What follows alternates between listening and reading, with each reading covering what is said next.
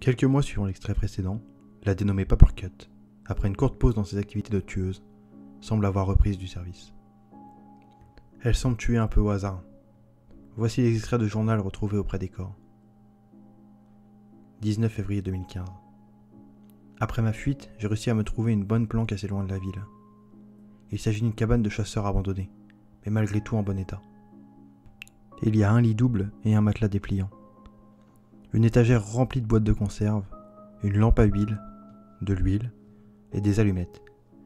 Une plaque de cuisson qui marche avec des bouteilles de gaz et quelques cartons empilés dans un coin. Elle devait être abandonnée à cause du manque de gibier, puisque à part quelques oiseaux et écureuils, je n'ai vu aucun être vivant aux alentours. Je suis tombé dessus par hasard. Je l'ai aménagé et j'ai récupéré ce qui pourrait m'être utile. J'ai trouvé des cordes solides, une hache, des armes à feu, quelques outils et des pièges à loups. J'en ai mis quelques-uns autour de ma cabane, au cas où. Même si ça m'étonnerait que quelqu'un rôde autour. 20 février 2015. Ma première nuit dans ma cachette n'était pas géniale, mais c'est mieux que rien. Il faisait froid et le lit d'enfer grinçait. J'ai resserré les boulons avec une clé à molette rouillée que j'ai trouvée en rangeant hier. J'ai réussi à faire marcher une plaque de cuisson et à me faire à manger. J'ai exploré un peu les environs et j'ai trouvé un ruisseau pas très loin. Il prend sa source dans la fissure d'une falaise. Ce qui est une bonne nouvelle, puisque l'eau est filtrée par des couches de roches et est donc potable. Du moins, je l'espère. 21 février 2015. La deuxième nuit s'est mieux passée. Le lit grince moins, mais il fait toujours aussi froid. J'ai continué d'explorer les environs. Je n'ai pas trouvé grand chose à part une rivière qui est rattachée au ruisseau, sur la rive. J'ai trouvé une bouteille vide de 5 litres. Je l'ai ramenée afin d'avoir de quoi stocker un peu d'eau et m'éviter les allers-retours. Mais j'ai l'impression que la solitude me pèse sur les nerfs. Je me suis surprise à parler toute seule tout à l'heure. J'ai besoin de parler à quelqu'un, mais personne n'est là. 22 février 2015. Aujourd'hui, j'ai suivi la rivière et ai fini par tomber sur un parcours de VTT, ainsi qu'une route goudronnée. Assez loin pour pas me causer de problème, mais c'est une bonne nouvelle. Je n'aurais qu'à voler un vélo et rouler jusqu'au village le plus proche afin de refaire un stock de nourriture. Les réserves commencent à s'épuiser. Le fait d'avoir trouvé une trace de civilisation me réjouit. Non pas parce que je me sens seul, la voix dans ma tête me tient compagnie, mais parce que j'ai envie de tuer. Ça me manque. Ce sentiment de supériorité. Cette sensation quand on tient la vie d'une personne entre ses mains, tel un couteau. 23 février 2015. Je me plais vraiment ici. Je pourrais y rester toute ma vie.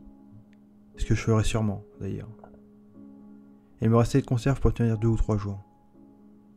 Je vais aller au parcours de VTT pour prendre un vélo et acheter quelques provisions. Mais j'y pense, je n'ai pas d'argent sur moi. Il faudrait que je trouve autre chose. La voix dans ma tête commence à me critiquer, à m'insulter. J'aimerais qu'elle se taise. 24 février 2015. Je suis allé au parcours de VTT tout à l'heure. Il y avait 2 gamines d'environ 12 ans qui avaient fugué de chez elles, et s'étaient réfugiées ici grâce à leur vélo. Elles avaient des sacs à dos qui avaient l'air remplis. Il n'y avait personne aujourd'hui. J'avais la voie libre. Je me suis approché d'elles et j'ai commencé à leur parler. Elles me faisaient confiance et m'ont raconté leurs histoires. Elles sont parties de chez elles parce que leur père est devenu violent et se sont enfuies pour sauver leur peau. Mais elles avaient peur de rentrer à cause de la réaction qu'aurait leur père. Leurs parents ne connaissaient même pas cet endroit. Je les ai invitées dans ma maison et elles m'ont suivi sans hésiter. Je leur ai raconté mon histoire et pourquoi je vivais désormais ici. Elles ont eu peur et ont tenté de s'enfuir, mais c'était trop tard. Je les ai étranglées toutes les deux avec une chaîne qui traînait à côté de moi. Leurs corps gisent sans vie à côté de moi au moment où j'écris ces lignes. Après avoir fouillé les filles et les sacs, j'ai pu récupérer quelques habits, des gâteaux et assez d'argent pour acheter de quoi tenir environ un mois. Un ordinateur portable, 2 couvertures, 2 oreillers, ainsi que des babioles de filles comme du maquillage et des bijoux. Chose que je ne mettrai jamais mais qui pourrait m'être utile. Parmi les habits, j'ai pris quelque chose de passe-partout. T-shirt bleu, pull gris, jean, foulard vert, ainsi que des habits assez discrets. T-shirt noir, sweatshirt à capuche noire, pantalon noir. J'ai mis de côté ce qui ne me servira sûrement pas pour l'instant. Un vrai coup de chance qu'elles aient la même taille que moi. Je suis ensuite allé récupérer leur vélo et je les ai rangés chez moi. En tout cas, je vais mieux dormir cette nuit grâce aux couvertures et aux oreillers. Mais avant, Je vais manger un peu. Le problème, c'est que je n'ai presque plus rien à manger. Je me suis toujours demandé quel goût avait la chair humaine. 25 février 2015. J'ai fait le point sur ce que j'ai récupéré. L'ordinateur ne me servira sûrement pas, puisqu'il n'y a ni prise électrique, ni connexion internet. La plupart des vêtements sont des habits de pute, comme des décolletés ou des mini-jupes. Je vais essayer décousu pour récupérer le tissu au cas où. Les gâteaux m'ont servi de petit déjeuner. Le maquillage et les bijoux ne me permettraient pas de passer inaperçu quand j'irai en ville. Et les vélos ne me permettront pas de me déplacer plus loin. Les cadavres des deux filles commencent à puer. Je vais m'en débarrasser en les jetant dans la rivière de toute façon. Il n'y a plus grand chose à récupérer là-dessus. Je me suis débarrassé des corps. Et je suis allé rapidement au parcours de VTT. Il y avait un type qui s'entraînait à faire des figures. J'ai profité du fait qu'il soit trop occupé pour pouvoir voler son sac. J'ai pris ce qui me pourrait m'être utile, avant de reposer son sac où il était avant de rentrer chez moi.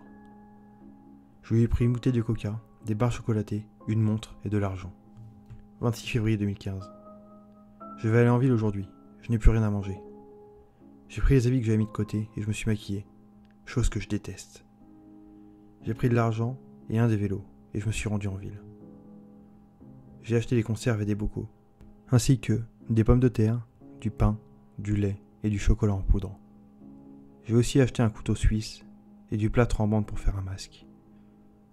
En passant près du rayon des télévisions, j'ai vu un journal télévisé sur la disparition des deux fillettes.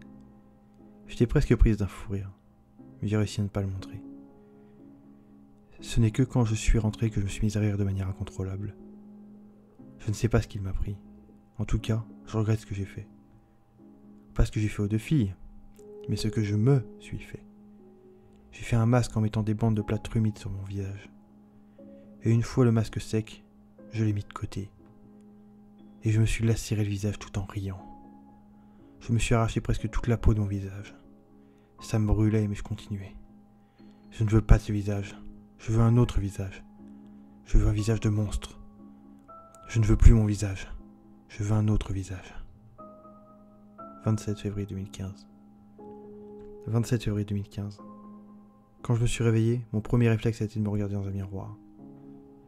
J'ai saisi le miroir que j'avais pris dans le sac d'une des filles et je me suis regardé. Mon visage était recouvert de sang séché. J'ai pris un bol d'eau et me suis nettoyé le visage. Une fois le sang retiré de mon visage, je me re-regarda dans le miroir. Mon visage était horrible, mais ça ne durera pas longtemps. Quand ça cicatrisera, j'aurai un autre visage. Un visage parfait. J'ai envie de tuer. Je vais tuer. J'ai fait des trous dans mon masque blanc pour y passer une bande de tissu et pouvoir l'accrocher à ma tête. Je l'ai mis et l'ai gardé en attendant la nuit pour aller en ville. Avec ma capuche sur la tête, on pourrait croire que c'est un vrai visage. Tant les traits étaient précis. L'obscurité aidait à confondre. J'errais dans les rues, quand j'ai entendu des sirènes de voitures de police non loin. J'ai continué ma route, quand quelque chose me fonça dedans. Je me retourna et vis une petite fillette. Elle tomba par terre et me regarda avec des yeux écarquillés, comme si elle voulait s'excuser mais elle ne pouvait pas. Elle portait une robe rose avec des motifs de fraises, des chaussettes blanches et des chaussures rouges.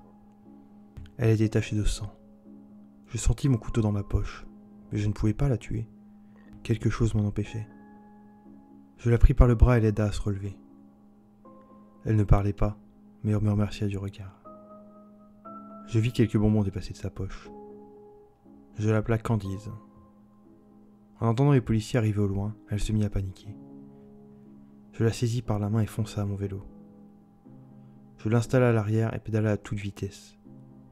Je me suis engouffré dans une ruelle et au bout de quelques détours, j'ai réussi à les semer. Je l'ai emmenée chez moi et lui ai donné à manger. Elle ne parlait pas mais écrivait sur une feuille que je lui avais donnée. Elle s'appelait Candice et elle venait de tuer sa famille, épargnant sa sœur qui avait prévenu la police. C'est pour ça qu'il la recherchait. Je lui ai laissé mon lit pour qu'elle puisse dormir. Elle avait l'air épuisée et s'est endormie directement. Je crois que je vais la laisser vivre ici avec moi. Ça sera en quelque sorte une proxy, un peu comme Masky avec Slenderman. Je vais dormir sur un matelas dépliant. Je suis fatigué. Quelques jours après le dernier extrait, son cousin Lucas a demandé à participer à l'enquête. Après plusieurs refus et de nombreux marchandages, on a fini par conclure un accord. Il ne participerait que si notre équipe en avait besoin. et il sera informé de la progression de l'enquête. La localisation de la cachette de Papercut est en train de progresser. Nous n'avons pas localisé de cas en France réunissant une disparition d'enfants et de plusieurs homicides à la date indiquée, 27/2/2015. Ce qui pousse à croire qu'il s'agit d'une histoire inventée. À moins que l'affaire n'ait pas été ébruitée, ni diffusée par les médias. Mais dans ce cas, la raison est inconnue. Les scènes de crime où ont été retrouvés les extraits du journal sont dispersés un peu partout en France. Le dernier se situe dans la zone industrielle de Marseille, tandis que le précédent se situe à Ploërmel, un village en Bretagne centrale. Impossible de prévoir quand et où aura lieu le prochain homicide, et donc impossible de l'arrêter. L'enquête se poursuit sans succès. Je vais peut-être abandonner cette affaire, puisqu'elle n'aboutit à rien. Si cette vidéo t'a plu, n'hésite pas à cliquer sur s'abonner. C'est peut-être pas grand chose, mais ça me fera énormément plaisir et ça me motivera à continuer. Et si tu veux voir plus de creepypasta, il y en aura une nouvelle par semaine, tous les mercredis, à 17h.